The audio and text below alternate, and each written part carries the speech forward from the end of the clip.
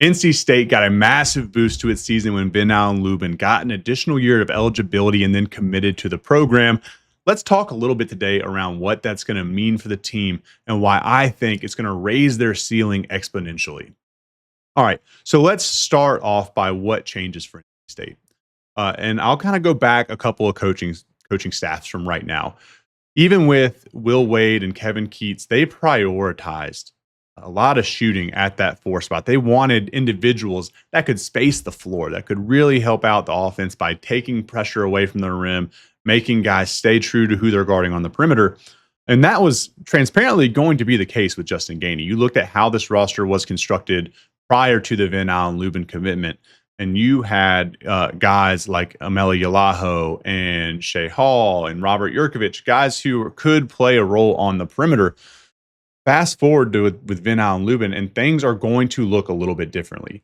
You're going to have two guys, both with Kyle Evans and Ven-Allen Lubin, who are more comfortable around the basket and who are highly efficient players when they catch the ball around the rim.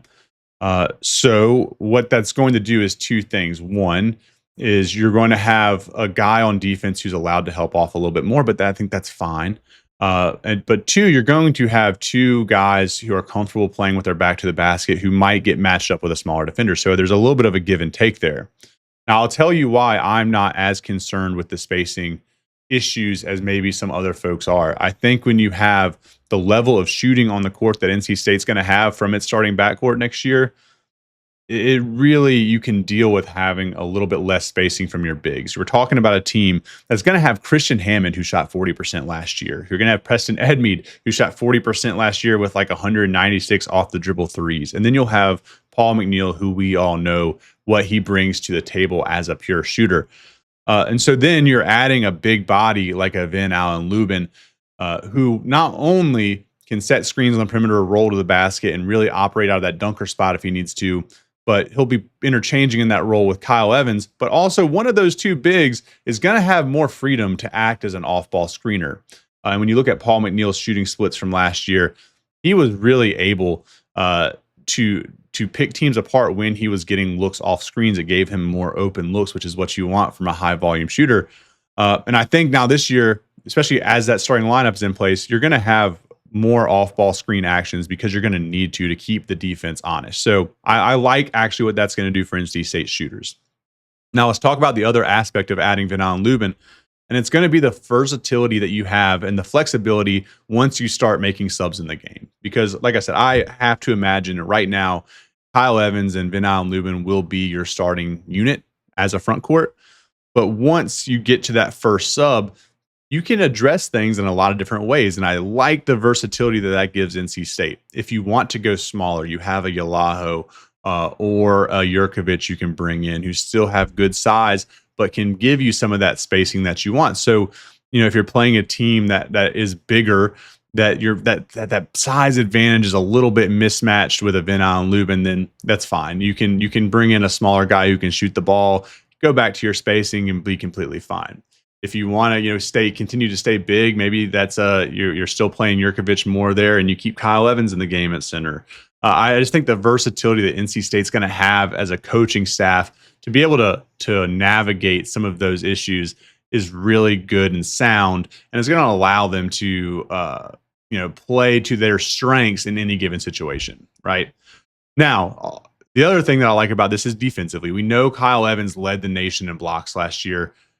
Ven-Allen Lubin, I was more comfortable with as a rim defender than a lot of people were, and as a rebounder, I thought he did fine. But now that you have him as the four with a guy like Kyle Evans who can protect the rim at a high level, I really like the idea of having that secondary rim protector, because as Kyle Evans leaves his man to go and take away a drive to the basket and try to contest that shot at the rim, Ven-Allen Lubin is going to be a guy who can slide over, help the helper, and really put NC State in position to have multiple guys who can protect the rim, can rebound, and are willing defenders. I really like that for NC State.